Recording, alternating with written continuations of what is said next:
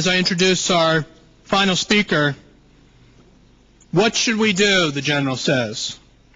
Isolation or sanction, and how those policies shall be pursued with the number one strategic enemy of the United States, as the General said, Iran.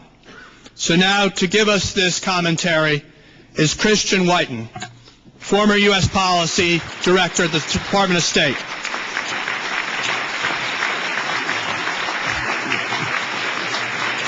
Thank you. Thank you.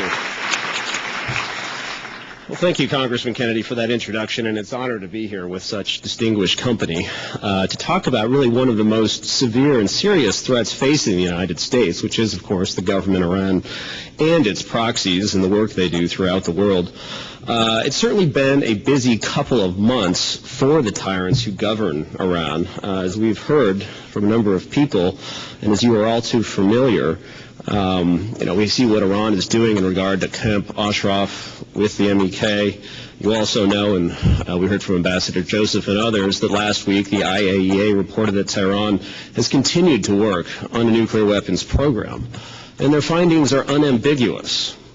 It reflected also, this latest report, a dramatic turn for the IAEA, after which no one can credibly say that Tehran is not pursuing a nuclear weapons capability.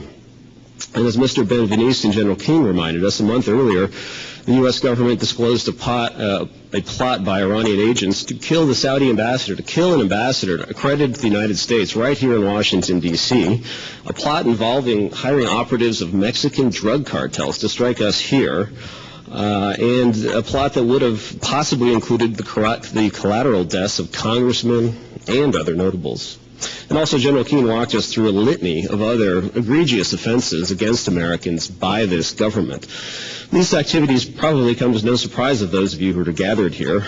The Tehran regime continues to use terrorists as instruments of national policy. It's been tireless in seeking to expand its influence around the world, and it continues to be the primary adversary of freedom in the Middle East. Tehran has also been particularly effective at waging political warfare, and that's where I want to focus my remarks, based, as Congressman Kennedy said, on some lessons learned from North Korea and other places where we've sought to help those who are seeking freedom. Political warfare can be defined as the spectrum of national power tools that fall between diplomacy or traditional diplomacy and outright war. The idea is to get a political outcome, to get what a government wants to achieve somewhere beyond its borders, and do so by using means more effective than just talking as diplomats may do, but certainly less costly than going to war. It can involve financial, cultural, military-related, intelligence-related, information-related activities. Tehran understands this. It understands political warfare. It has been using this more or less since the inception of the Islamic Republic.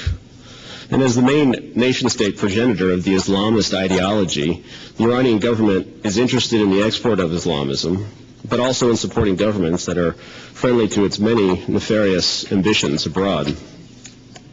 I think it's an important element to grasp for policymakers in the United States. By necessity, analysts here do focus most of their attention on the Iranian nuclear program.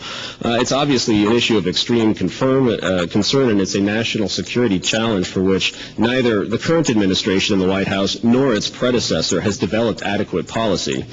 But I believe from the perspective of U.S. security, the greatest likely threat is actually not a possible Iranian first strike or the proliferation of a nuclear weapon to a terrorist network, either of which would be suicidal to the regime in Tehran. But frankly, a greater threat, or a more significant one, is in the added impunity that a nuclear arsenal. So now, I'd say, is the time for us to do the right thing on Iran policy and on Camp Ashraf. So with that, I thank you very much. Thank you for having me today. Thanks, Christian.